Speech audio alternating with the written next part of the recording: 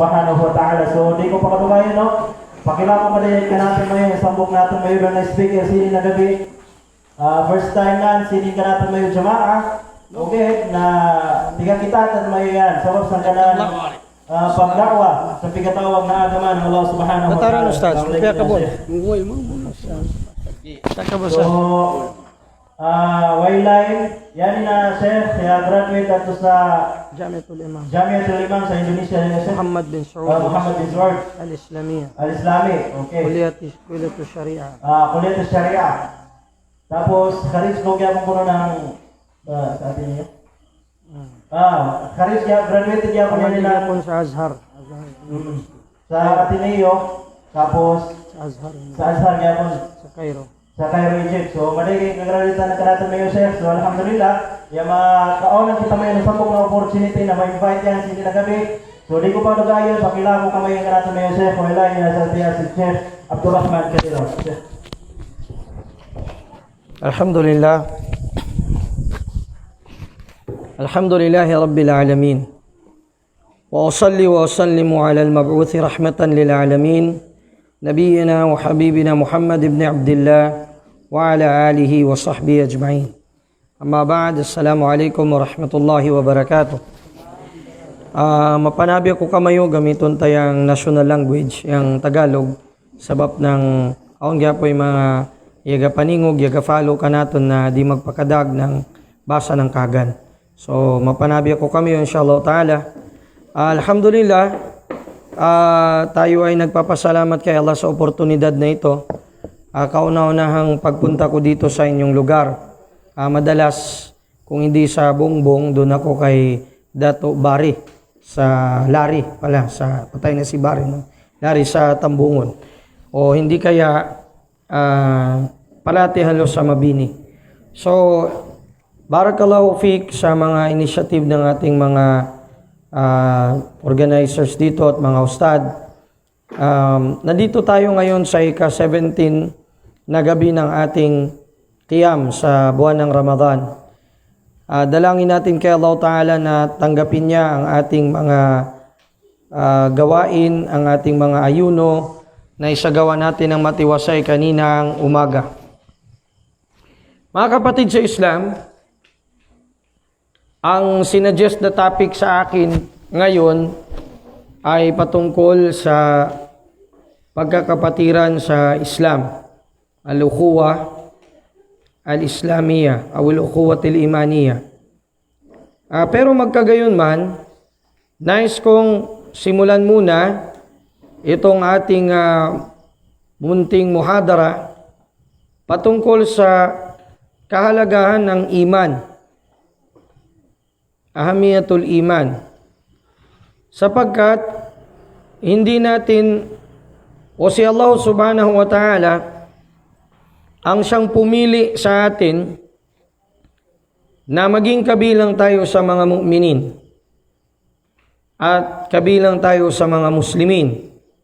Huwa alladhi sammakum muslimina min qablu wa hada.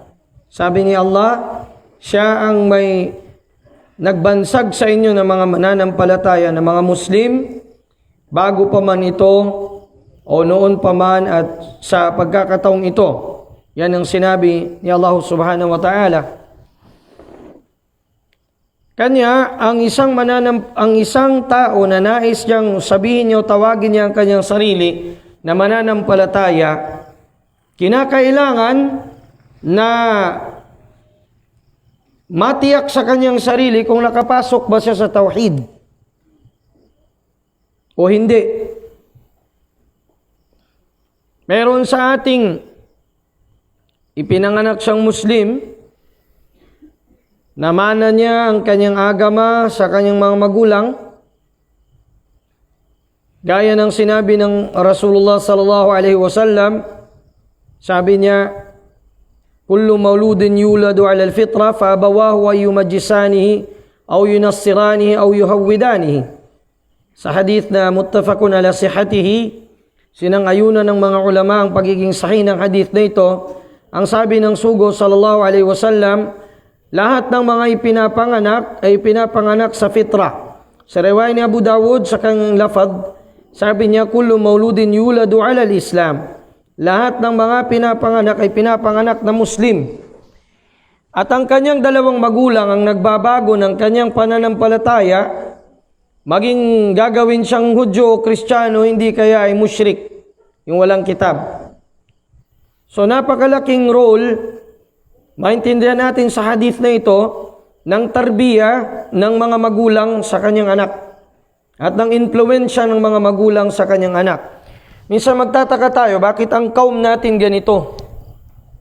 Parang mahina, parang patay. Bakit ganito? Ang kaum natin, sa mga Muslim ngayon, pag sinabi mong politiko ang darating, kahit yung mga hindi nagsasambahayang pupunta. Pag sa mga politiko ang sasabihin mo na nangangampanya dyan, at mayroong ibibigay yan na mga ayuda, hanggang doon sa kanto yan. Hanggang sa kanto. Tama na to sa kanto, iyaga kuan linya yung mga Muslim. Iyaga unawa da yung gigapuasa o pagpuasa. Pero pag sinabi natin, yan ipakaradya ng agama Islam, indua ng agama Islam, naman tumbok, dua, sambok, usay, zero, usay, madaig pa yung bakanti, sapa, pirmi ang mga lingkuranan. Bakit ganon? Kasi nagproblema tayo sa lakas ng ating paghawak sa tamang akida. Yun ang problema. Ngayon, wag mong i-expect na doon pa lang, palso na, paltik na magkaroon pa ng malakas na kapatiran. Wala. Fa'in na fakida shay'in la yu'tihi. Yan ay kasabihan ng mga Arab. Fakida shay la yu'tihi. Yung tao na wala sa kanya, hindi niya kayang ibigay ang wala sa kanya. You cannot give what you do not have. Yung wala sa iyo, hindi mo kayang ibigay. Gusto mo ang mga anak mo maging mga ulama, pero ayaw mong pag-aralin sa madrasa, na paano? May magdating na wahi sa iyo? Wala. Gusto mo ang mga anak mo magsala, magpuasa, ikaw mismo hindi ka nagsasala, hindi ka nagpupuasa. Kung magsala pa, tapsing-tapsing. Yan ang katotohanan na nangyari sa atin, sa kaum, sa umma ng Muhammad sallallahu alaihi wasallam sa ngayon na panahon. At dumating na nga ang pinakamasasaklap na mga generation. Nung panahon ng tabi'in, si Hasanul Basri rahimahullahu ta'ala, mayroong isang dumating na galing siya ng Egypt. Pagdating niya sa Basra, sa Iraq, nagtaka siya, bakit halos walang mga tao, sirado ang mga tindahan? Sabi niya, anong nangyari? May pista ba? Nagpatawag ba ang sultan? Nagpatawag ba ang kadi? May kaso ba? Sabi niya, la. Wa innamal Hasanul Hasanul Basri yu'allimun nasa fil masjid. Allahu Akbar. Bago sabi niya, kaya sarado ang mga tindahan ngayon, walang mga tao sa bahay nila, nandun sa masjid sila lahat, nakikinig kay Hasanul Basri. Nagtuturo. Bakit? Kasi pinapahalagahan ng mga tao noon ang kanilang Islam. Walianna an-nas fi tilka zaman yura'una islamahum wa yahtammuna bi islamihim. Sapagkat sa panahong iyon pinapangalagaan nilang ang Islam nila at kanilang pinapahalagahan. Wa yafkharuna bi islamihim. At sila ay nagiging proud sa kanilang pagka-Muslim at sa tagumpay ng mga Muslim. Futuhatin ba'da futuhat, fathin ba'da fath. Yung kanilang tagumpay na makuha, masakop ang mga bawat bansa sa kada lugar, sa kada jihad nila. Tagumpay, tapos ay tagumpay. Intisar ba'da intisar. Bakit? Dahil tinulungan nila ang kanilang sarili, in-establish nila ang agama Islam sa kanilang sarili, at ganun din sa kanilang mga lugar. Tayo napakalayo natin sa generation na yon. Napakalayo. Kanya, na walang duda na nandito tayo sa akhiruz zaman. Andito tayo sa pinakahuli ng mga panahon na kung saan maaari na mabago, kinabukasan, magising na lang tayo na wala na tayo dito sa kahit isa na Muslim na matitira sa mundong ito, wala na. Dito sa kuha natin, sa lugar natin, o kahit saan. Bakit? Kasi ang preservation ng ating Islam ay sa pamamagitan ng ilm, sa pamamagitan ng pag-aaral. Kapag ang isang kaum wala nang pag-aaral dyan ng mga seminar na ganito, huwag kayong makontento lang sa madrasa, Alipbata, Arnab, Sursur, Tair, hanggang doon lang tayo matuto. Hindi. Lahat ng mga itong mga gaya ng ganito na mga usapin, mga talakayan, seminar, kailangan ito. Kailangan, para maintindihan ng tao, magtanong sila, ano ba ang hukom ng ganito, Ustad? Ano ba ang ganito? Hindi mahihiya yung medyo may edad na, napapasok sila, sasama sila. Ito rin ay uri ng dars, ito rin ay uri ng ta'lim. Kanya, hindi natin may sisisi na ang karamihan ng mga tinatawag na mga Muslim sa panahong ito, tignan natin sa Palestine, tignan natin sa Kuwait, natatalo tayo ng mga kalaban ng Islam. Bakit? Dahil sa hindi tayo mismo, talong-talo na ang Islam sa sarili natin. Ganyan. Hindi lang dahil sa hindi tayo nagsasala. Marami ang nagsasala, alhamdulillah. Pero ang tanong, naiunawaan ba nila o napagtagumpay nila ang sala sa sarili nila? Hanggang doon lang ang Islam, hanggang sa 4 na sulok ng masjid. Pagdating sa pamamay, pagdating sa komunidad, sasabihin sa iyo kung ikaw ay leader at pagbabawalan mo siya sa kanyang masamang ginagawa, sasabihin niya, huwag mo akong pakialaman. Kasi buhay ko ito. Ba't ka magbawal sa akin ng sigarilyo? O hindi ako humingi ng piso sa iyo para bumili. Di ba ganun? Samantala, ang din na ito, ang agama na ito, hindi tatayo kung hindi siya natatatag sa dalawang bagay. Al-amru bil ma'ruf wa nahyu anil munkar. Ang pag-utos ng mabuti at pagbawal ng masama. Sabi ni Umar ibn Khattab radiyallahu ta'ala anhu, ayon sa athar na iniulat ni al-Imam al-Baihaqi sa Az-Zuhud, sinabi niya, man sarrahu an yakuna min hadhihi al-ummah falyuaddi syart Allah. Alam tasma'u qawla rabbikum jalla wa ala, kuntum khayra ummatin ukhrijat lin-nas, ta'muruna bil ma'ruf wa tanhauna 'anil munkar wa tu'minuna billah. Sinabi ni Umar ibn al-Khattab radiyallahu ta'ala anhu, sino man ang nagnanais na maging tunay na membro ng umma ng Muhammad sallallahu alaihi wasallam, ganapin niya ang dalawang requirement na ito. Ano daw yung dalawang requirement na yon? Pag-uutos ng mabuti, sabi ni Allah, kayo ng pinakamainam na ummah na ibinukod ng Allah subhanahu wa ta'ala sa lahat ng sangkatauhan.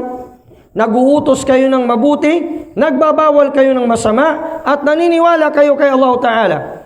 Entonces, walang kwenta rin ang pag-utos ng mabuti, pagbawal ng masama, kung hindi tama ang akida.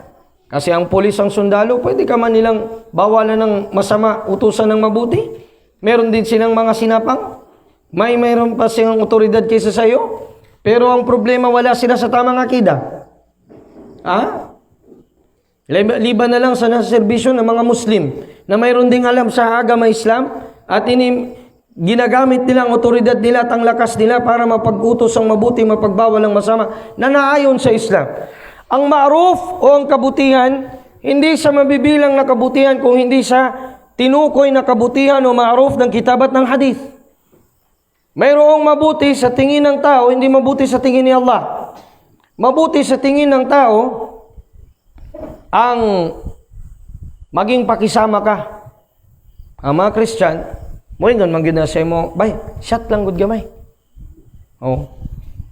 Kay Musliman ka, bismillah lang na. Pakisama. Mabuti yun. Masaktan sila kung hindi ka makisama. Tama ba ako?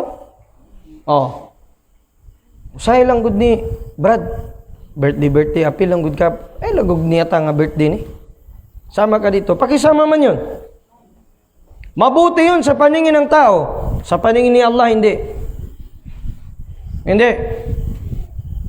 Ang ma'ruf o yung kabutihan na tinatawag, yun ay ma'arrafathu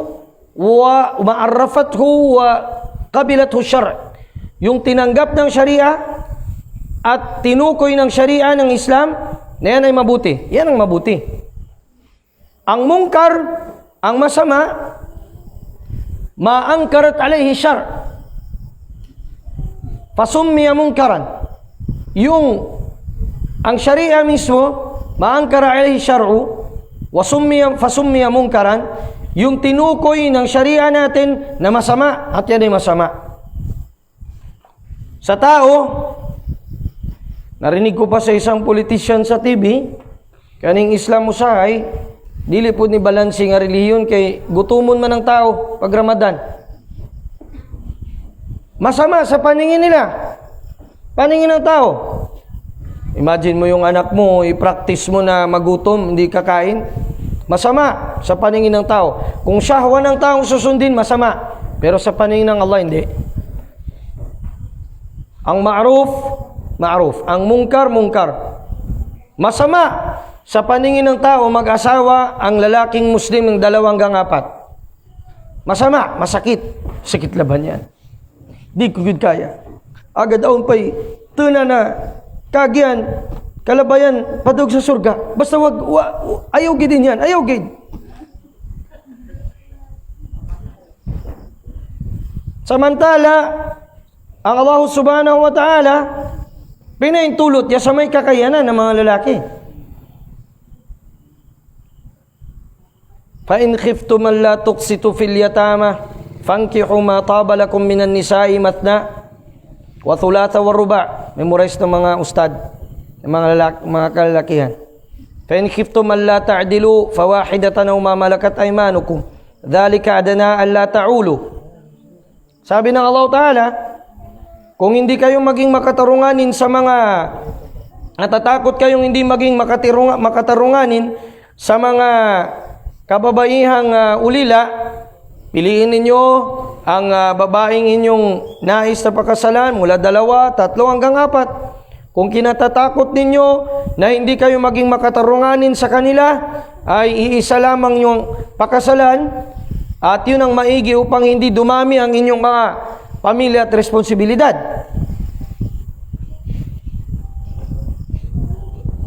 Pero meron pa rin magsasabi na this is the dark side of Islam. A'udhu billah.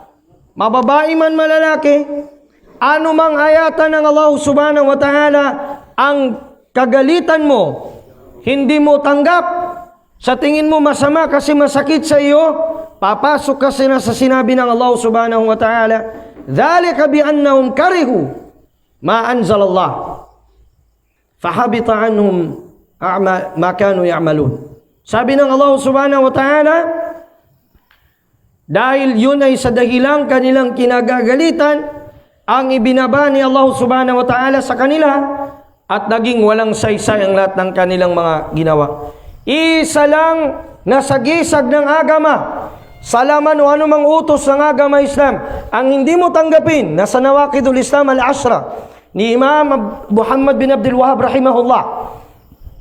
Isa lang dyan ang hindi mo tanggapin, isa lang dyan ang hindi mo, ang kagalitan mo, ang hindi mo tanggapin na yan ay mula kay Allah Ta'ala.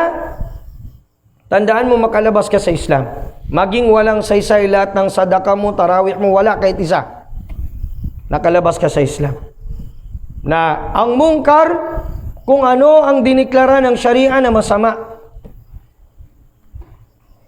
Hindi ang isip ng tao na masama yan sa tingin natin.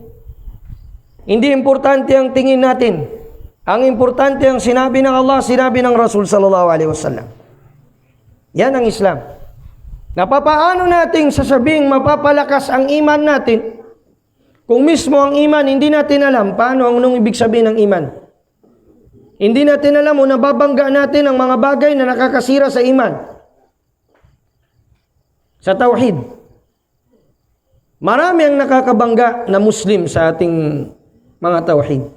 Sa ating akida, sa ating iman. Marami nababangga natin. Kung maniniwala tayo halimbawa na mayroon pang ibang batas na mas mahigi sa batas ng Allah o ipapantay natin sa batas ng Allah, automatically, kahit nagsasala ka pa, walang saysay, wala nang tinanggap kahit isang sala sa'yo. Sunnah, wajib lahat kahit iniyak mo pa ng dugo. Dahil sinabi ng Allah subhanahu wa ta'ala sa Quran Al-Karim, Ba'da a'udhu billahi minash shaitanir rajim, wa man lam yahkum bima anzalallah, faulaika humul zalimun. Wa man lam yahkum bima anzalallah, faulaika humul kafirun. Wa man lam yahkum bima anzalallah, faulaika humul fasikun. Magkakasunod na mga ayat sa Suratul An'am. Sino man ang hindi niya ipanghatol ang batas ni Allah subhanahu wa ta'ala, kung hindi siya kabilang sa kafir, kabilang sa zalim, kabilang sa mga fasikin. Sabi ni Sheikh Abdul Aziz Ibn Baz rahimahullah tabaraka wa ta'ala, kung meron ay kasabi niyang Muslim na leader na ang kanyang paniniwala, ang sabi niya, itong batas ng Allah subhanahu wa ta'ala, hindi na applicable ngayon, ang sharia ng Muhammad sallallahu alaihi wasallam. Ito ng Green Book, halimbawa, ang dapat na ma-implement.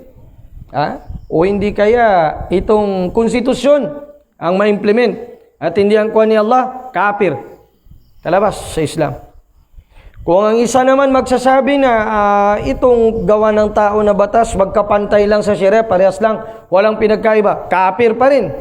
Ang pangatlo, yun yung iba ang napanghahatol niya, hindi ang kitab ng Allah. Dahil sa wala sang kakayanan, ang napanghahatol niya ay ang hatol ng tao, hindi ang kitab ng Allah Ta'ala. Pero pag tanungin mo siya, sa tingin mo ano ba ang dapat na ma-implement? Ang dapat ma-implement talagang kitab ng Allah. Kaso lang, kuwan ako ngayon, kuwan tayo ngayon, hindi defeated tayo ng mga kalaban ng Islam. Ayun, matatawag natin na Muslim pa rin siya, pero asi o fasik. Nakisul iman. Kulang ang kanyang pananampalataya at siya ay masuwayin kay Allah sa ganong makasalanan. Hindi pa nakalabas sa Islam. Yan ang sinabi paliwanag ni Sheikh Abdul Aziz Ibn Abdullah Ibn Baz rahimahullah, ang dati na mufti ng Saudi Arabia.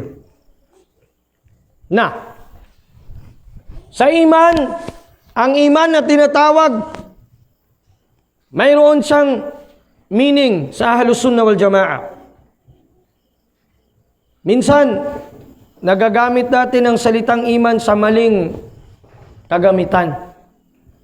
Pag nakita natin ang isang Muslim, masama ang ugali, sinasabi natin, wada may iman mo. O hindi marunong maawa, sasabihin natin kagad, wada iman mo kay tin. Subhanallah. Wayron na sa'yo iman mo, tuwan. Mayta. Sana lang hindi ka lang maingat mo, ulong at ay mangod mo. Hindi ka marunong maawa sa kapatid mo. Way pakareho iman sin tao ini. Bihan. Pwede ba nating sabihin yun? Ang pagnafi ng iman sa kahit sino man, ibig sabihin ng pagnafi ng iman, pag-deny ng iman sa kahit sino man, ibig sabihin nun, nagkufur ang tao na yun. Automatically, ang ibig sabihin nun, kafir na siya. Kasi iman eh. Ano bang ibig sabihin ng iman?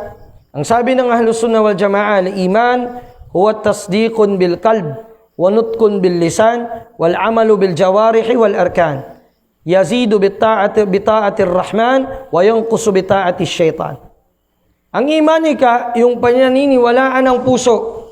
Ano ang iman? Tinanong ang Rasul sallallahu alaihi wasallam, an tu'mina billahi wa malaikati wa kutubi wa rusulihi wal yawmil akhir wal qadri khairi wa syarrihi. Yun, ang mga pangunahing usapin ng iman, usul ng iman. Paniniwala kay Allah sa mga malaika hanggang sa matapos yung 6 na arkan na yun. Yun ay dapat pinaniniwalaan ng puso mo. Sinasambit ng dila mo at pinatutunayan ng mga parte ng katawan mo at ng gawain mo, ng kilos mo. Siya ay nadadagdagan sa pagsunod sa Ar-Rahman kay Allah at nababawasan, bumababa siya kapag nasusuway ang Allah. Yan ang iman. So kapag mayroong sumusuway na Muslim, hindi naman kufur at shirk, huwag mong sabihin sa kanya, wala kang iman. Mali yun. Kasi tinakfir mo siya. Pero kung sasabihin mo sa kanya, parang mahina iman natin ngayon bro. Minangyakwan da yung iman mo adun. Duata sang Allah Ta'ala na pakanugunan yung kamu iman. Ibig sabihin, nung nagdudua ka na pataasin ni Allah, yung mga paraan na makakasunod siya kay Allah Ta'ala. Yan ang ibig sabihin nun. Ustad, paano naman yung sinabi ng propeta sallallahu alaihi wasallam, la imana liman la amanata lahu? Ustad, mununod to, pagmeaning sidto, pag-sharh sidto na hadith. Walang iman ang sino mang walang amana. Walang iman ang sino mang walang hindi mapagkatiwalaan. Ang sagot natin doon, sapat na ba na kaya mo nang i-translate ang hadith sa iyong salita? Ay pwede mo nang ganun-ganunin na lang ang meaning niya. Wala bang mga naunang ulama na nagbigay ng ibig sabihin ng mga hadith din na binanggit mo? Paano ba inintindi ng mga sahaba yun? Paano ba ang unawa ng mga nauna, ar-ra'ilul awwal, yung mga naunang mga aimma noon, paano na inintindi? Hindi ganoon ang ibig sabihin. La imana liman la amanata lahu, ibig sabihin noon ay la imanan taman. Laysa imanuhu imanan taman. Ang kanyang iman ay hindi kumpleto, nakis, kulang, dahil hindi siya mapagkatiwalaan. Meaning, hindi mo pa siya ilabas sa Islam. Di ba? Nagsasala pa. Nag-uutos pa, nagkukuhan pa na Muslim siya. Hindi pa sumamba sa santo. Hindi pa nagdasal sa buhaya-buhaya. Hindi pa pumunta sa tapol, sa daho. Humingi kay Sarip Makdum. Humingi kay, wala pa. Hindi pa nag-shirk kay Allah Ta'ala. Hindi pa nagpunta dun sa libutan maghulog-hulog ng piso para sa dalikan para hindi madisgrasya ng malaking bato doon na lumalaki. Maraming plug-plug. Hindi niya pa ginagawa. Ibig sabihin, wala pa siyang shirk, wala pa siyang kufur na ginagawa. Ganon din ang sinabi ng propeta sallallahu alaihi wasallam, la yu'minu ahadukum hatta yuhibba li akhihi ma yuhibbu li nafsihi. Ang ibig sabihin ng hadith niya, ng tamang pagano, hindi tunay, hindi kulang ang pananampalataya ng isa sa inyo. Hindi buo. Pero wag mo sasabihin na wala nang pananampalataya, nakalabas na sa Islam. Meron naman talagang Muslim na kuripot. Gusto niya sa sarili niya, gusto niya sa kapatid niya, pero dalawang isip siya, isadaka ko pa ba ito? Baka maubusan ako. Isipin niyang ganun. Nagsasala pa naman yan. Andyan pa yan sa Islam. Naniniwala pa yan na ito ang mga ayat ng Allah Ta'ala. Mu'min pa yun. Kaso lang, nakisul iman. Hindi buo ang kanyang iman. Kulang dahil doon sa kanyang kasalanan na yun na hindi niya iniibig sa kanyang kapatid. Ang gusto niyang mangyaring kabutihan sa kanyang sarili. Na ganyan mga kapatid sa Islam. So doon pa lang sa pag-intindi natin sa iman, na problema na tayo kung hindi tama ang ating pagkuhan. Ngayon, papasok tayo sa ukhuwa imaniya. Pagkakapatiran sa ngalan ng iman. Sa ngalan ng iman. May mga Muslim, hindi tama ang intindi nila sa kapatid na tinatawag. Hindi yung kapatid sa TV5 Kapatid na Muslim.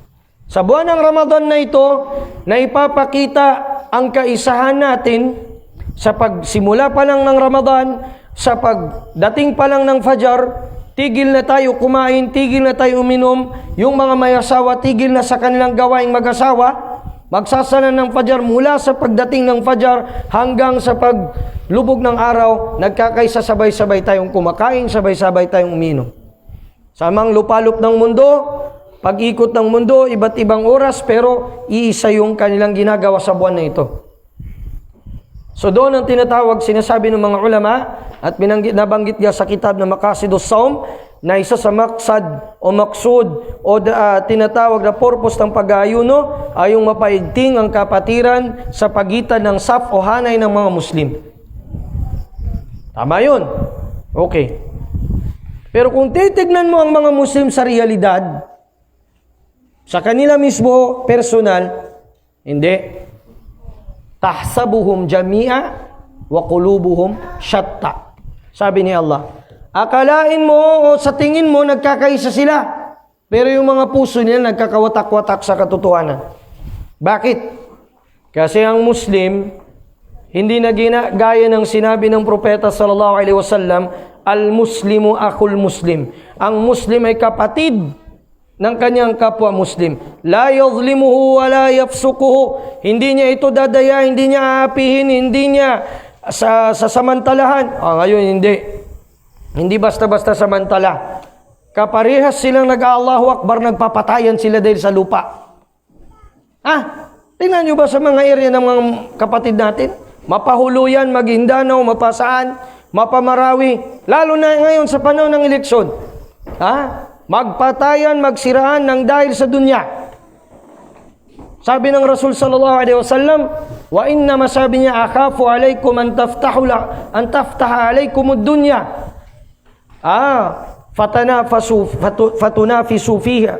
Fatunafisuna fiha. Ang kinatatakot ko sa inyo ay mabukas sa inyo ang mundo, ang mga palamuti ng mundo, at magkukuntis, magpapatayan kayo dahil sa mundo. Hindi ba ilang beses na nangyari sa atin? Hindi lang sa ngayon, noon pa man, buhat pa noon. Muslim sa Muslim. Saan doon ang pagkakapatid na tinatawag? Wala. Magkakaiba. Bakit? Mas pipiliin pa nating kasamahin ng mga Kristiyano. A'udhu billah. Ang mga Muslim sa ngayon, member ng mga fraternity, very proud. Frat member. I'm a frat member.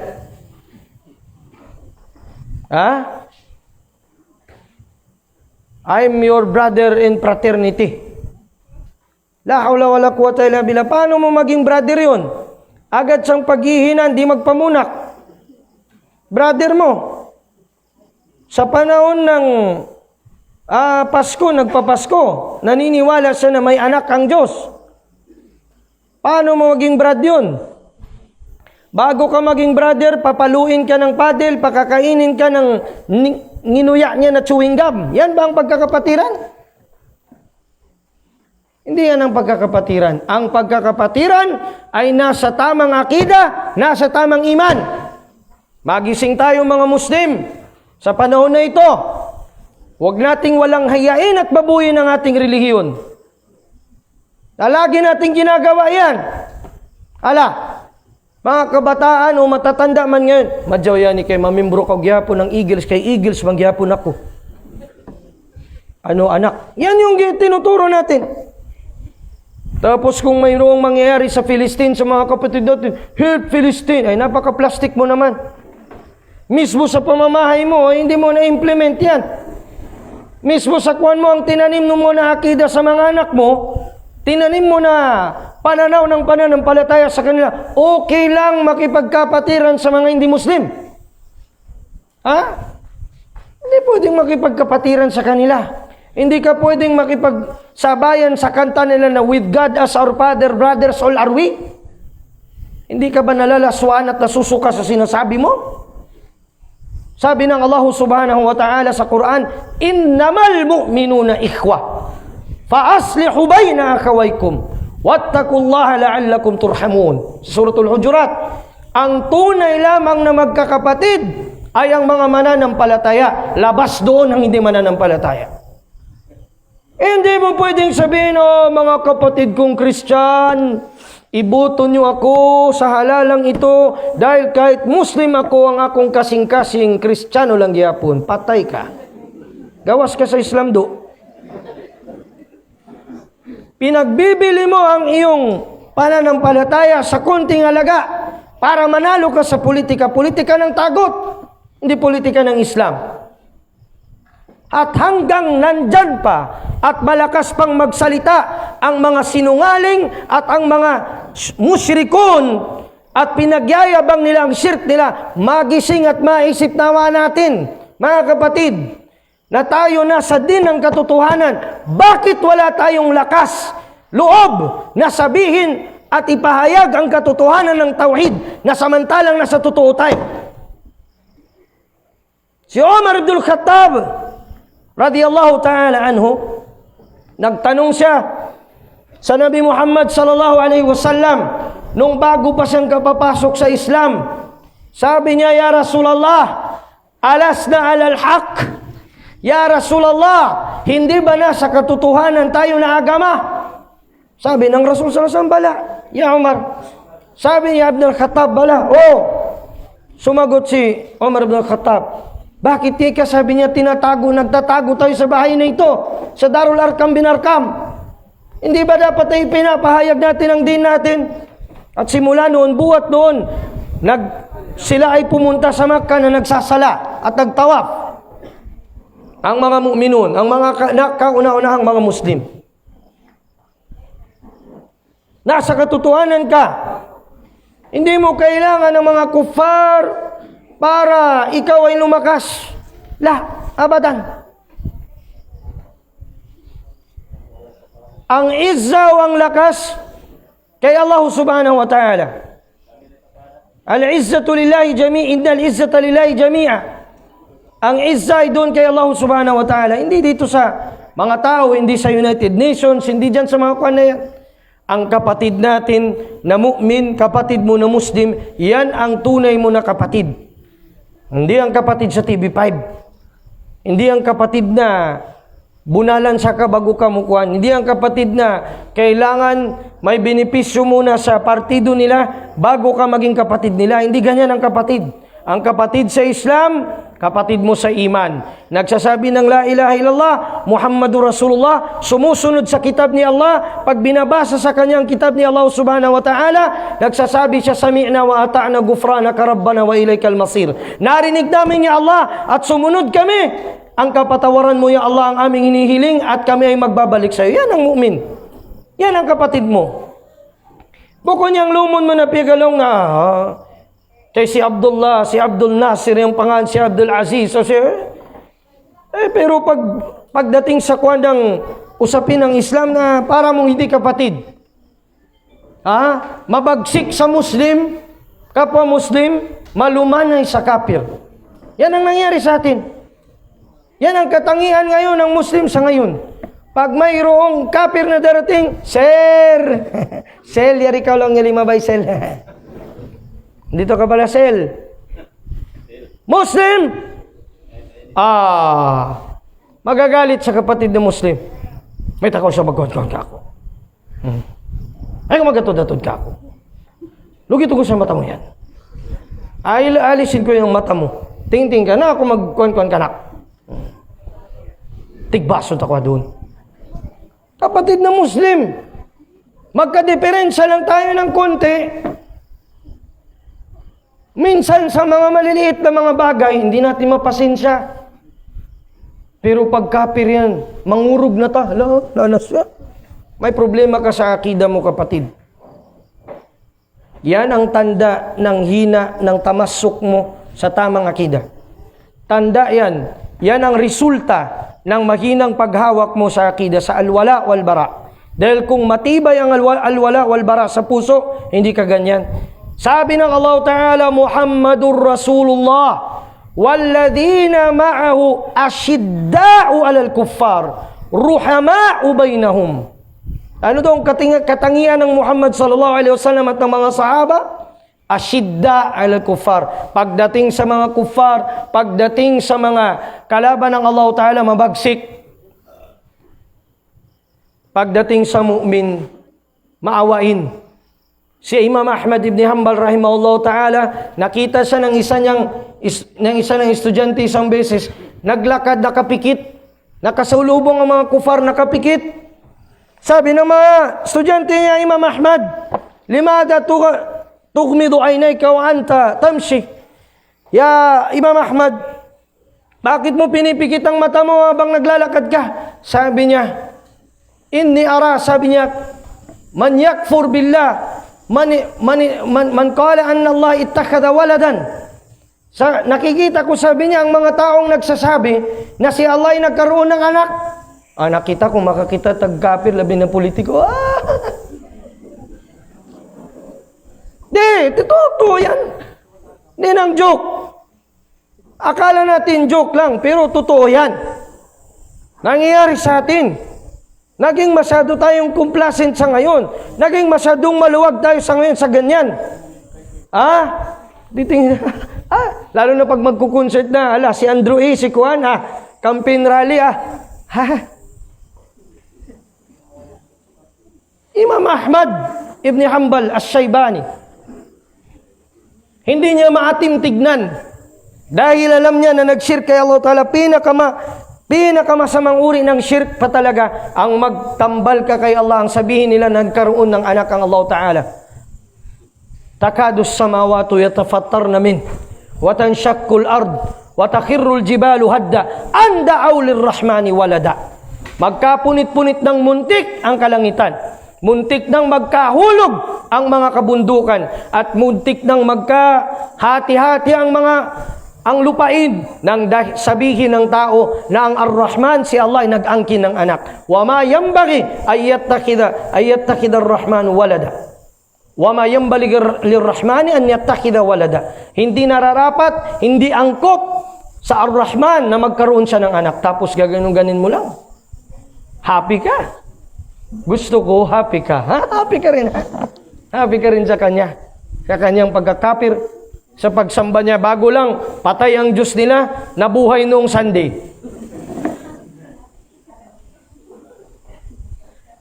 Nakikipag-happy ka doon sa kanila.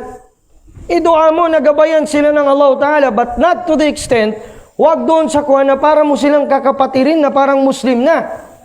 Totoo na sinabi ng Allah Ta'ala, la yanhakumullahu 'anil ladina la yuqatilukum fid din wa la yukhrijukum min diyarikum an tabarruhum wa tuqsitu ilayhim. Sabi ng Allah Subhanahu wa Ta'ala, hindi kayo binabawalan, pinipigil ng Allah Subhanahu wa Ta'ala na yung mga hindi naman kayo dinidigma, hindi kayo pinapalaya sa inyong mga pamamahay mula sa mga kufar na maging makatarunganin at mabait kayo sa kanila. Hindi kayo pinagbabawalan. Pero ang problema kung sasabihin mong mahal mo na rin sila kagaya ng pagmamahal sa kapatid na Muslim. Tandaan niyo ang sabi ng propeta sallallahu alaihi wasallam, al-mar'u ma'a man ahab. Ang tao ay kasama ng kanyang minamahal.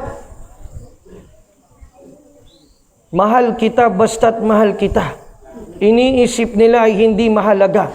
Mahal kita maging sino ka man. Kahit kafir pa. Kahit sumasamba sa Buddha. Pwede ba yun na mahalin mo? Kayong mga kababaihan, mga mu'minat, pakaingatan ninyo ang inyong mga pananampalataya na huwag kayong malula dito sa mga makamundong bagay. Sa kagwapo ng mga kalalakihan na yan ng mga kufar. Maraming mga gwapo ng mga kufar lang, mga artista.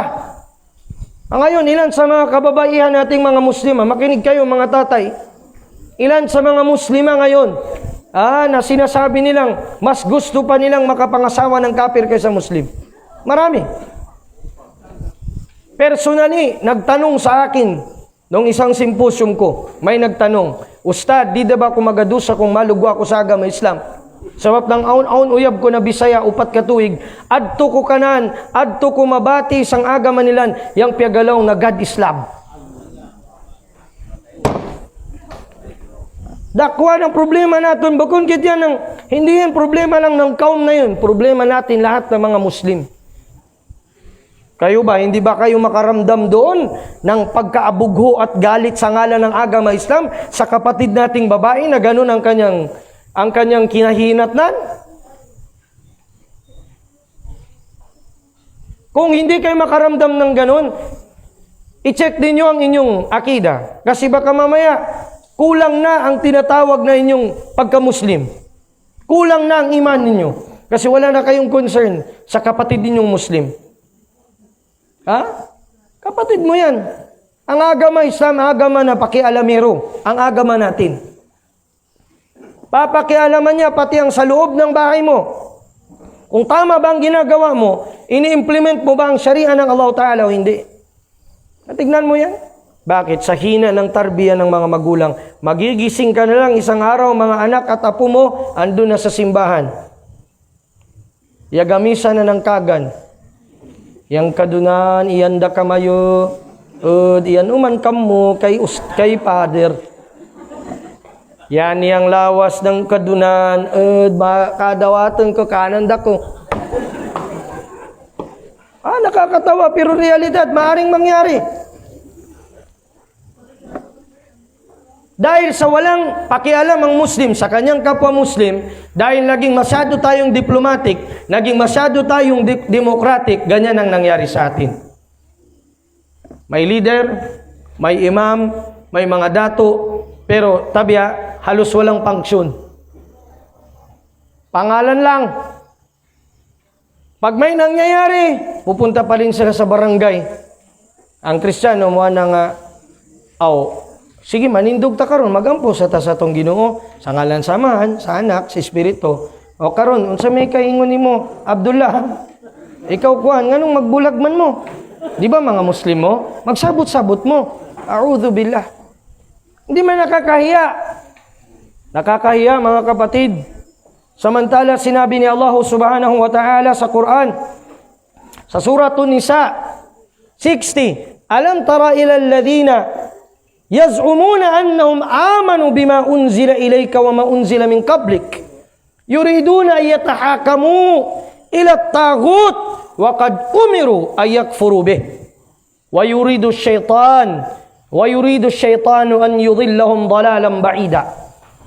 Hindi mo ba napagmamasdan ya Muhammad sallallahu alaihi wasallam yung mga tao na sila ay nagsasabi, nagkiklaim na naniniwala sila sa iyo at sa ibinabasa sa iyo at sa binabasa na una sa iyo. Pero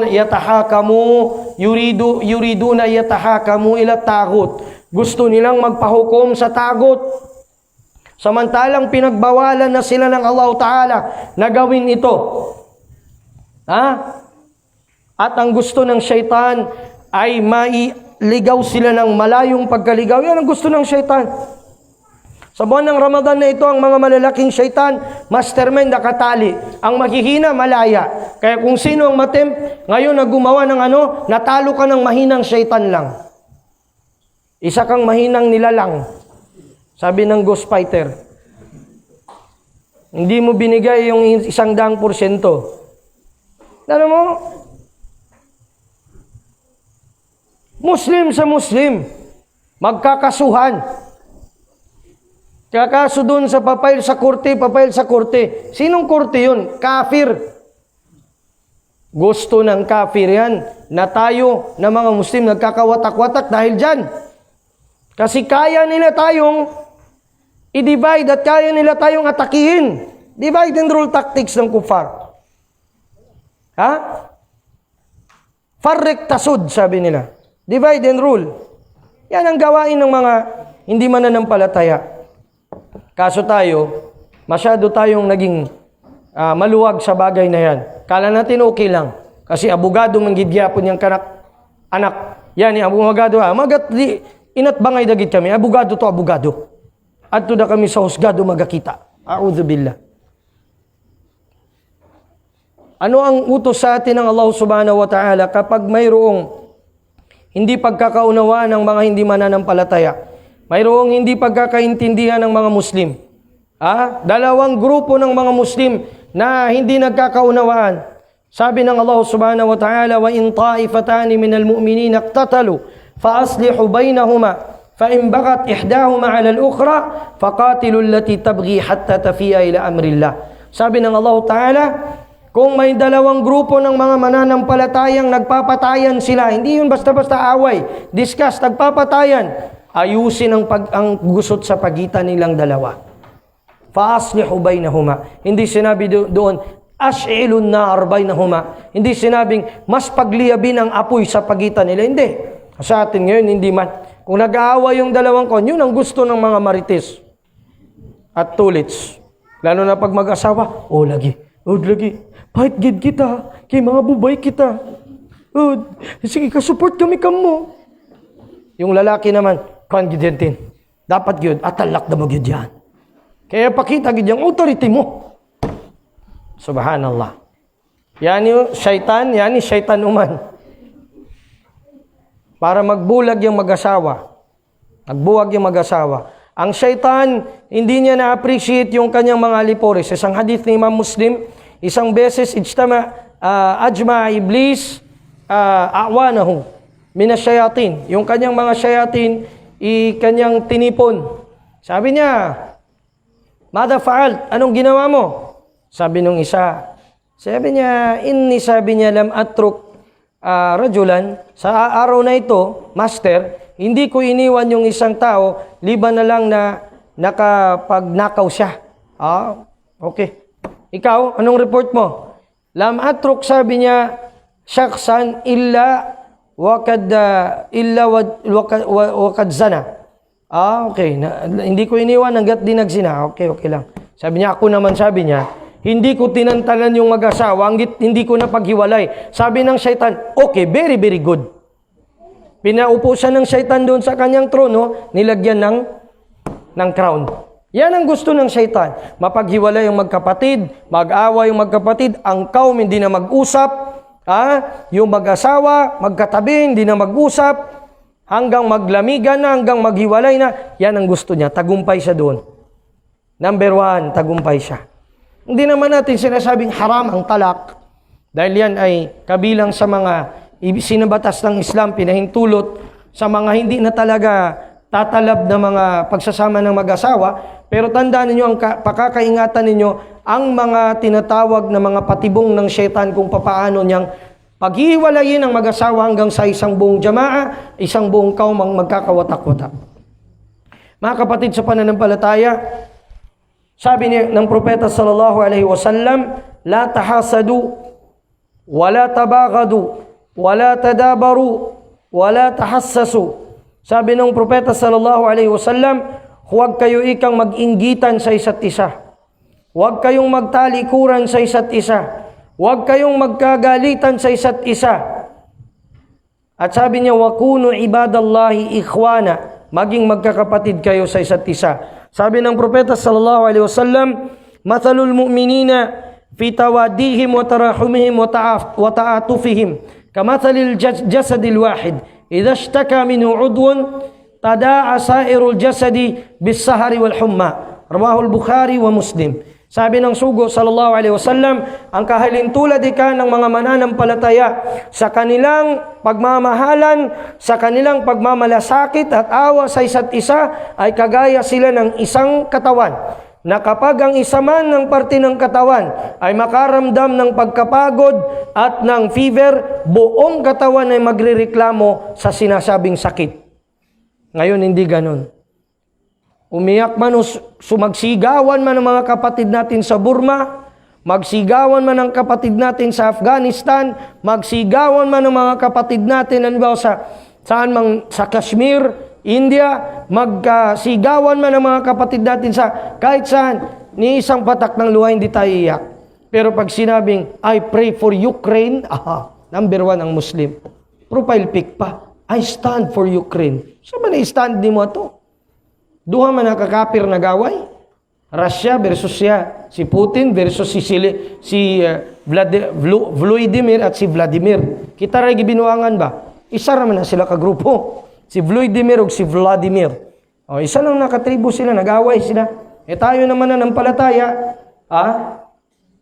kapatid natin na andun, hanggang ngayon, nakakulong sa Abu Ghraib, mga kapatid natin sa Syria, na humihingi na ng fatwa kung pwede bang kainin ang pusa dahil wala na silang makain. Mga bata sa estero namumulot ng basura, at isang bata na ang mga magulang niya pinatay ni Bashar al-Assad ng kanyang mga raket at mga at sinabi niya, nasasabihin niya kay Allah kung siya'y mamamatay, sasabihin niya, isusumbong niya lahat ng nangyayari. Wala tayong manasakit doon. Sa bawat iftar natin, nararamdaman ba natin yun? Sa mga kapatid natin na nangyari, na naganap sa kanila? Masaya tayo sa iftar natin. Minsan magreklamo pa. Nangayani kay ina. Way kuan sini na buko juice. Way lasa sini. Bago mo yan isipin. Isipin mo yung mga kapatid mo doon. Namumulot sila na lang ng basura. Para sila makakain, para may sakatuparan ng sahur nila sa Ramadan, ang iftar nila sa Ramadan. Kung kapatid ka na Muslim sa kanila, maging mapasalamatin ka kay Allah sa pamamagitan ng pagpapatunay sa ni'ma na binigay sa iyo, na huwag kang susuway kay Allah subhanahu wa ta'ala. Ganun dapat. Huwag mong gagamitin ang pera mo. Mahiya ka kay Allah ta'ala, may freedom ka, may kalayaan ka dito sa lugar mo. Anong tawag dito? Sa pantukan. Meron kang kalayaan na gawin dito ang implement dito ang sharia ni Allah, na walang racket na darating sa'yo para patayin ka. Way matimbak ka muwa. Ikaw pa gani manimbak. Ikaw pang mamamaril. Yung mga kapatid natin sa Surya, kahit gaano kahirap, dinadaos nila ang Islam, pinapano nila ang Islam. May mga kapatid tayong mga kababaihan, tabi sa mga kapatid nating babae na sa Ramadan lang sila o sa seminar lang naghihijab. Pagdating sa mga pamamahay nila, kahit pa may lalaki na hindi mahram, okay lang hindi maghijab, kahit hindi maghijab sa bahay. A'udhu billah. Nakita meron kang hindi mo mahram yun. Ang Rasul sallallahu alaihi wasallam nung tinanong siya, "Ya Rasulullah, wa malhamu?" "Ya Rasulullah, paano yung bayaw? Paano yung biyanan?" Sabi ng propeta, "Alhamul maut." Ang bayaw o ang biyanan, kamatayan. Ibig sabihin noon, na ikaw na babae, hindi mo pa rin pwedeng ipakita yung aura mo sa biyanan mo. Kahit pa na haram ang mapakasalan mo siya, kahit na mahiwalay mo na anak niya o mamatay, kahit na haram na yun na mapakasalan siya, hindi pwede dahil magiging mitsa yun ng tinatawag na temptation o ng tukso. Tapos hindi tayo maging mapasalamatin kay Allah sa pamamagitan ng pag-implement ng subhanallah. Magrereklamo pa tayo, magmamaktol pa tayo. Nga sa mga kabataan, napakasaya ng kabataan nyo ngayon. Napakalaya ninyong mag-aral ng iyong agama. Sa Syria, ang mga kabataan doon, sa tunnel sila nag-aaral ng Quran. Kasi kapag nakita, nagtatayo sila ng madrasa, bubombahin ng mga Shia. Bubombahin ng Yahud. Sa Palestine, hindi sila makapagtarawih sa Masjidul Aqsa. Isa sa mga tinatawag nating sagrado na mga masjid natin. Bakit wala tayong kaabugo sa puso natin na ganun? Nakakalimutan natin masyado sa napakagandang kinang ng dunya. Wala yughrannakumul hayatud dunya. Wala yughrannakum 'ala Allahil gharur. Sabi ni Allah Ta'ala, "Fala yughrannakum 'ala Allahil gharur." Huwag kayo ikang malinlang ng mga paglinlang ng mundo sa inyo sa buhay na ito. Tinuturuan tayo ng Ramadan na iniwanan ng ating syahwa, iwanan ng ating pagkain at inumin sa araw nito hanggang sa lumubog ang araw. Tinuturuan tayo ng Ramadan na maging kaisa at kadiwa ng mga walang-wala. Kasi saka natin, sabi pa ni Izz ibn Abdissalam, saka natin mararamdaman, rahimahullah ta'ala, saka mo mararamdaman ang ni'ma kapag wala na sa iyo. Ang ni'ma ng pagkain at pag-inom, tinitiis natin na hindi natin matamasa sa mga oras na yan mula sa Salatul Fajr hanggang sa pagdating ng Maghrib dahil sa ating takot kay Allah, dahil sa ating pagtitiis na yun. Bakit natin ito ginagawa? Lillahi tabaraka wa ta'ala, upang ma-appreciate natin ang bagay na yun na kapag nawala sa atin. Ang ino-oxygen sa ngayon, hindi niya na-appreciate nung hindi pa siya ino-oxygen kung gaano kahalaga ang ni'ma ng hangin na ibinigay ni Allah. Nung ino-oxygen na siya, hindi niya na halos sasabihin niya, naiyak siya na sana kung mayroon lang akong kakayanan na bilhin ang bawat hangin na hinihinga ko ngayon, gagawin ko. Pagsisisi ng kafir, pagsisisi ng mufarrit, ng pabaya na Muslim, sa huli ng buhay niya, sasabihin niya, "Rabbi laula akhartani ila ajalin karib, fa asaddaqa wa akum minas salihin." Panginoon ko, ya Allah, kung idili mo lang ang kamatayan ko ng kahit isang segundo lang, babalik ako sa dunya, maniniwala na ako sa utos mo. Hindi ko na gagawing biro lang ang sinasabi ng mga ustad. Hindi ko gagawin, iti-take for granted lang, inineglect lang, papabayaan lang, parang ipapalusutin ko lang sa tenga ko. Ang sinasabi ng isang taga Davao na yan na maliit na tao na may mahabang balbas na nasa harap namin. Hindi ko yan papabayaan lang na parang salita-salita lang. Ang tunay na iman, mga kapatid, nakikita ang bunga nito sa ating mga kapatiran, sa ating mga kapatid sa pananampalataya. Dadamdamin mo sa kanila yun. Hindi na masaya ka sa iyong ginagawa, sa iftar mo at sa lahat mo, at nakakaligtaan mo ang iyong kapatid sa pananampalatayang Islam. Sabi ni Allah subhanahu wa ta'ala, "Wal mu'minuna wal mu'minat ba'duhum awliya'u ba'd." Sa surah At-Taubah 71. Sabi ni Allah Ta'ala, ang mga mananampalatayang lalaki at babae, sila ay kakampi ng isa't isa. Hindi kakampi ng Muslim ang kapwa Muslim. Huwag yung nag-aaway tayo, tatawagin nating aso, baboy, ang kapatid nating Muslim dahil sa politika, dahil sa ayaw nila sa kandidato mo, dahil sa ayaw, iwanan natin yan. Alam nyo ba, ilang beses na tayong niloloko ng mga politician na yan. Bakit ka pa maniniwala sa kanila? Mga tawagit yan.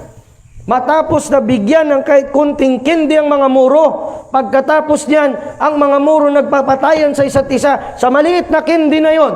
Pagkatapos kaya mong traidorin ang kapatid mo, patayin mo lang dahil lang doon. Nasaan ang iyong iman at akida? Ano? Amo yan, inmalagbubaga ka to mga Muslim. Yan ang pinakamalaking sampal sa atin ng mga Muslim. Ang kafir, iiwanan ka niyan. Matapos kang pakinabangan, tapos na yan sa'yo. Kapatid mo Muslim, kapatid mo sa iman. Nagdudua yan para sa gagaya mo ng kabutihan para sa iyo. Bakit ang loyalty mo, ang wala mo nandoon sa hindi mananampalataya?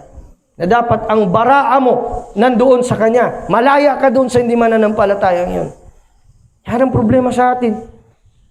Kung pag-uusapan ng kapatiran, may mga lecturer magpaiyak, kapatid, kulang. Sa totoo lang. Kasi ang realidad, nabubuhay tayo sa kaplastikan na sinasabi natin kapatid natin, ang kapatid nating Muslim, pero habang nagugutom siya, habang siya ay mayroong mga pigati na pinagdadaanan, wala sa atin. Wala sa atin. Pagkatapos ng ilang luha sa khutba o sa kunot, wala na. Nakakalimutan na natin ng kapatid natin kasi mismo kapatid natin, yung singbayta, yung kapitbahay natin, mismo natin kinakausap. Sabi ng propeta sallallahu alaihi wasallam, la yahjuru ahadukum akhahu fawqa thalath. Huwag lisanin, huwag talikuran ng isa sa inyo ang kanyang kapatid na hihigit sa 3 araw, 3 gabi. Hindi. Ang nangyari sa atin, 3 taon, 30 taon, 3 siglo, hindi na nagpapansinan. Nagutod na sila uway, nagutod na sila para sugpatan, nagputol na sila ng kanilang ugnayan sa isa't isa. Hanggang sa mga anak at apo nila. Yan ba ang Muslim? Sa bawat Allahu Akbar mo, naiisip mo ba yung mga kapatid mo na yon? Naisip mo ba ang mga nahihirapan, ang kailangan ng kalinga? Naisip mo ba? Yan ang kailangan sa atin na mga Muslim sa panahong ito. At huwag tayong panghinaan ng loob kung tunay tayo ng mga mu'minun. Huwag doon ang tiwala natin sa mga material na bagay ng mga kufar. Sabi ni Allah Ta'ala, wala tahinu, wala tahzanu, wa antumul a'lawna in kuntum mu'minin. Huwag kayong paghinaan ng loob at huwag kayo ikang mabalisa sa mundong ito sapagkat kayo ang pagtatagumpayin at itataas ni Allah kung kayo'y tunay na mananampalataya sa Kanya. Kung ramdam mo pa yan, mayroon pang pitik sa puso mo, pintig sa puso mo, nararamdaman mo yung mga kapatid mo, mga nikabiyat, mga hijabiyat, na ang kanilang mga karapatan, ang kanilang mga pagkababae ay inaabuso ng mga sundalo ng mga kufar. Kung nararamdaman mo pa yan, lalo na sa buwan na ito, ibig sabihin, andyan pa ang iman mo kapatid. Pero kung hindi, kahit isang patak ng luha, wala. Kahit pagkabalisa sa kanila, hindi mo nararamdaman o pagkabugo. Ibig sabihin, questionable na kapatid ang pagka-Muslim mo. Itanong mo kay Allah Ta'ala, Ya Allah, ako'y nasa tuwid na landas pa ba? May talab pa ba ang pagsasabi kong ihdinas siratal mustaqim? Baka mamaya, napakarami ng nawakid ang aking nagawa. Napakarami ng mga labag sa utos ng Islam ang aking nagawa na nawawalan na ng bisa ang aking pananampalataya nang hindi ko nararamdaman. Kapatid, sabi ng propeta sallallahu alaihi wasallam, al-mu'minu lil-mu'mini kal-bunyan yashuddu ba'duhu ba'dan wa shabbaka baina asabihi. Sabi ng propeta sallallahu alaihi wasallam, ang mu'min ikang mananampalataya sa kanyang kapatid na mananampalataya ay kagaya ika ng isang gusali, isang building, na ang bawat isa ay pinapalakas ang bawat isa. Ang haligi niya, ang atip niya, ang lahat ng yon, ang ground niya, ang flooring niya, lahat nagpapalakas sa isa't isa. At sabi ng propeta, ang ginawa ng propeta, kanyang ginanito ang kanyang kamay sa tibay at lakas nila. Sa atin ngayon, hindi. Nagkukompetisyonan. Kompetensya sa makamundong bagay. Kapag may posisyon, dapat ganito ang gagawin ko bilang dato, kasi dapat di ako maalasan ng dato na yun. Ako si dato itim, siya si dato pula. Yun si Dato Puti. Yan nangyari sa atin ng mga Muslim. Wala sa atin yung pagkukusa, wala sa atin yung pagpaparaya. Ang mga sahaba ng Nabi Muhammad sallallahu alaihi wa sallam, sa bawat isa, nagpaparayaan sila sa isa't isa bilang magkakapatid. Isang beses, si Khalid ibn Walid, napataas ang boses niya kay Abdurrahman ibn Auf. Mga sahaba ng propeta yan. Narinig ng propeta sallallahu alaihi wa sallam, namula ang propeta at tumasang boses niya at sinabi kay Khalid ibn Walid, la tasubbu ashabi. Huwag mo ikang insultuin ang aking mga sahaba. Ibig sabihin dito, yaong mga senior sa iyo na mga sahaba. Walau anna ahadakum, dahil kasi kahit isa sa inyo, anfaqa bimithli Uhudin dhahaba, siya ay naggugol ng kanyang kayamanan ng singtayog o singdami ng tinatawag ng bundok ng Uhud. La yudriku, sabi niya, muddahu wala nasifa. Kahit isa ay kasabi ng dakot ng kabutihan nila o hindi kaya kalahati ng kabutihan nila, hindi nyo maaabot. Hindi nyo maaabot. Isang beses, si Bilal ibn Rabah, radiyallahu ta'ala anhu warda, nagkaroon sila ng diskusyon ni Abu Dhar, Abdullah al-Ghifari. Si Abu Dhar, sahabi ng propeta sallallahu alaihi wasallam, na napaka-close sa Nabi, mahal na mahal ng Nabi. Pero pag sa katotohanan, sasabihin ng Nabihan, ganyan ang pagmamahal. Hindi ang pagmamahal na kahit nagkakamali na, sabihin mo pa rin, madyaw man yan, pag sigupan ka, may problema saan. Nako, bilipad to ng sigupan. Di kaya para ka mo, marilib ka saan. Yan pagmamahal. Kagaguhan yan. Ang pagmamahal, pagmungkar, sasawayin mo yung kapatid mo, yung minamahal mo. Brad, parang hindi na maganda yan. Mapapahamak ka na. Yan ang pagmamahal nila. Kaya nung nagaway sila, narinig ng Nabi sallallahu alaihi wasallam, ang sabi ni Abu Dhar kay Bilal, yabna sauda, o anak, sabi niya, ng maitim na babae, anak ng negra. Anong sabi ng propeta sallallahu alaihi wasallam? Ya Abu Dhar, aayartahu bi ummihi, iniinsulto mo ba siya dahil sa kanyang nanay? Innaka mruun fika jahiliya. Ikaw ay isang tao na mayroong kapang jahiliya sa iyo. Nung marinig ito ni Abu Dhar, nabalik siya sa kanyang ulirat, sa kanyang pagkatao, naiyak siya at nagsisi siya sa kanyang sinabi kay Bilal ibn Rabah. Dahil doon, nilapat niya sa lupa ang pisngi niya.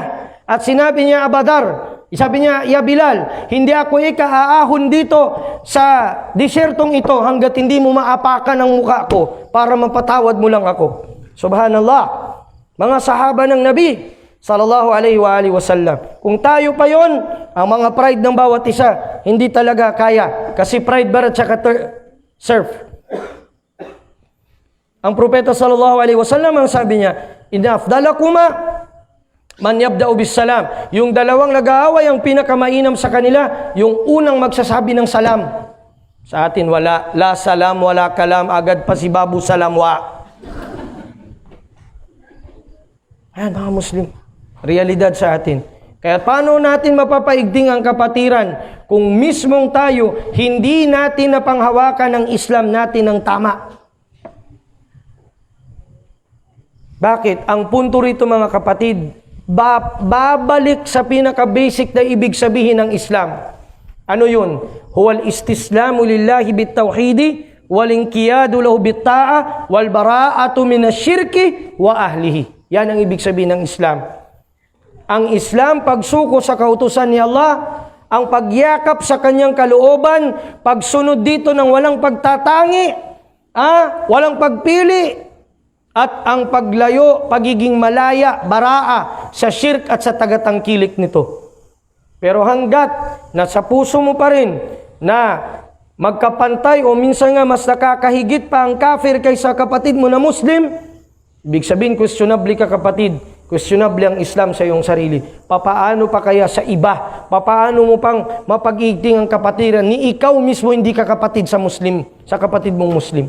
Dahil sa pangalan lang. Sa totoo, sa akida mo, hindi. Kanya mga kapatid sa pananampalatayang Islam, mga minamahal ni Allah subhanahu wa ta'ala, pakatandaan natin tungkol dito sa tinatawag nating ukhuwa imaniyah o pagkakapatiran na Muslim, nating mga Muslim, ating ating mga kapatid na mga Muslim, pakatandaan na kung mayroon mang anumang salita o anumang mga balita, basically na dumating sa atin laban sa kapatid natin, huwag natin agad-agad na paniwalaan. Ito ang isa sa mga nakakasira sa atin, ang pagtitiwala o paniniwala kaagad sa bali-balita, pagkatapos maging chismis na, hanggang sa maging history na. Hanggang sa yun na ang magiging dahilan na magkakagulo ang isang kaum. Sabi ni Allah Ta'ala, naku, nandyan lahat ng guidelines ng kapatiran, ng community, sa Suratul Hujurat. Sabi ni Allah Ta'ala, ya ayyuhalladhina amanu in ja'akum fasikun binaba'in fatabayyanu. Yan ang ating manhaj. Kung awma datong kamayo, yung mga bariman man siguro kamu ubos. Buko? Muslim kamu ubos o buko? Muslim, alhamdulillah. Hindi ang kinausap dito, ya ayyuhan nas, ya ayyuhalladhina kafaru. Hindi. Ya ayyuhalladhina amanu. Kung may aun madatong kamayo na yagada ng balita, aun madatong kamayo kaduda-duda ng utaw, yagada ng balita kamayo, magdadala siya ng balita sa inyo. Bago ninyo tanggapin at paniwalaan, tabayyanu. I-verify nyo muna. Ay, gamabdus na kadisikuan. Ato sa banwa ng kuan. Ikita nami. Diyaga libin-libin ato. Hala, bunakaw. Ikaw man na kuan, yung marites kawad to, pag sabi mo doon sa kanyang papa, yung tatay niya kumuha na ng baril, binaril ang anak. Sinong naging dahilan? Ikaw. Marites at tulits. In ja'akum binabaim fatabayyanu, in ja'akum fasikum binabaim fatabayyanu, an tusibu qauman bijahala. Baka mamaya masalakay nyo ang isang bayan nang dahil sa kamangmangan, fatusbihu ala ma fa'altum nadimin. At dahil sa inyong pagiging mapusok na iyon, magsisisi kayo sa nagawa ninyong pagsalakay.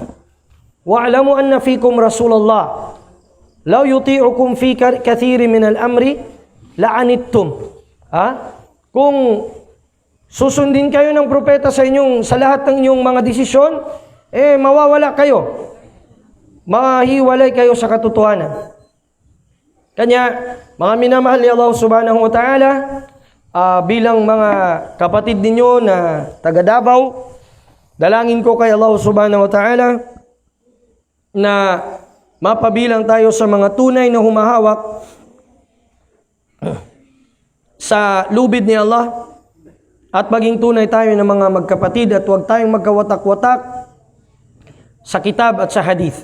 Sabi ng Allah subhanahu wa ta'ala, wa'tasimu bihablillahi jami'an wa la tafarraqu wadhkuru ni'matallahi alaykum. At inyong panghawakan ang lubid ni Allah, kumapit kayo rito at huwag kayong magkawatak-watak at inyong alalahanin o isipin ang ni'mat ni Allah, biyaya ni Allah subhanahu wa ta'ala sa inyo bilang mga Muslim. Barakallahu fikum li husni istimaikum wa sallallahu wa sallim wa barik ala nabiyina Muhammad wa ala alihi wa sahbihi ajmain walhamdulillahi rabbil alamin.